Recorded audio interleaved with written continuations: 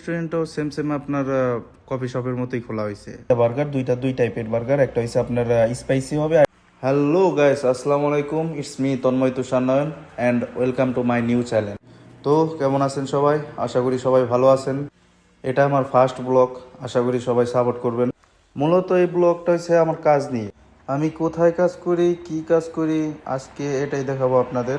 আর আমি যেখানে থাকি এই জায়গাটার নাম হয়েছে আলগুরাইদ, জর্দানের বর্ডারের কাছে এই জায়গাটা।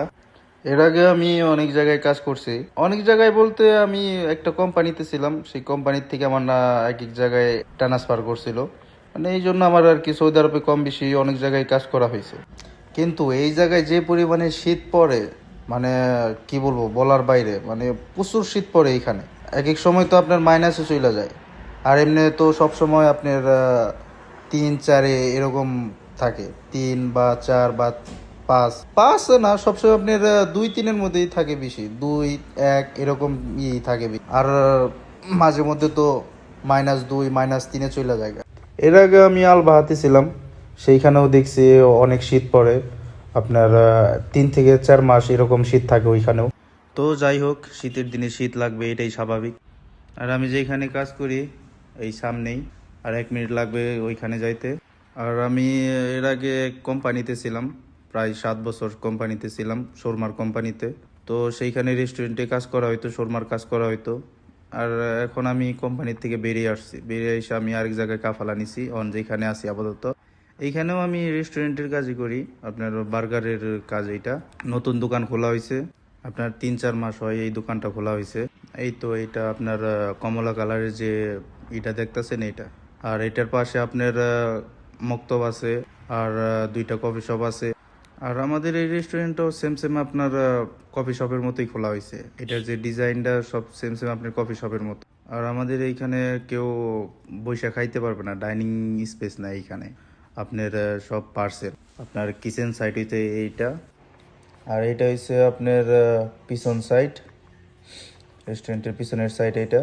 তো এইখানে আমার মূলত কাজ হচ্ছে আমার অর্ডার বানানো, বার্গার বানানো, বাস এইগুলাই ধরতে পারেন, ছোটখাটো মাল নেই। আর এটা হচ্ছে আপনার তেলের মাক্কিনা, আলু ফ্রাই করার মেশিন এটা। তো এখন আমার এটা পরিষ্কার করতে হবে, আর এখানে সব মেশিন টেশিন সব অফ আছে, এইগুলা চালু করতে হবে এখন। আর এটা হচ্ছে আপনার গ্রিল, এটার মধ্যে আপনার চিকেন ফ্রাই করতে হয়, বার্গারের যে চিকেনটা, এটা চিকেন মাশরুম যেটা, ওইটা ফ্রাই করতে হয় এটার মধ্যে। আর বিফ বার্গার যেটা আছে ওইটাও আর কি এটার মধ্যে রেডি করতে হয়, গ্রিলের মধ্যে। আর এই ভাইটা আপনার 2-3 মাস হয়েছে সৌদি আরবে নতুন আসছে। আর এই ভাইয়া আরেক জায়গায় কাজ করে, মানে আর এইখানে পার্ট টাইম হিসাবে সে জয়েন করছে, বেশি দিন হয় নাই সে জয়েন করছে, বাস 1-2 দিন হয়েছে সে জয়েন করছে এখানে। তো সে মূলত এত কিছু জানে না, কাজ জানে না, এই রেস্টুরেন্টের লাইনের যে কাজগুলিকে এগুলা সে এতটা জানে না। তো সেই জন্য আমার সব কিছু তারে বুঝিয়ে দিতে হয়, কাজ দেখাই দিতে হয় সব কাজই।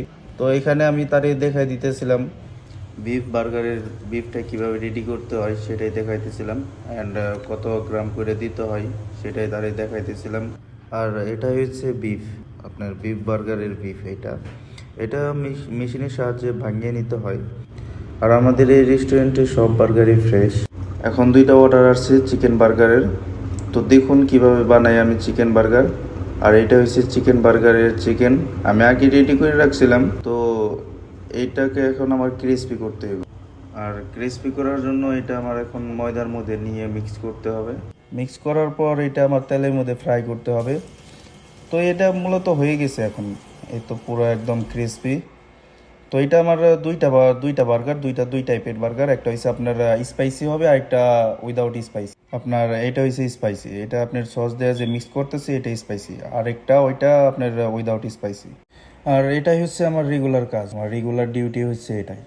আশা করি আপনাদের সবার ভিডিওটা ভালো লাগবে। তো আজকের ভিডিও এই পর্যন্তই। আর গাইস, অবশ্যই like, comment, share and subscribe করা ভুলবেন না।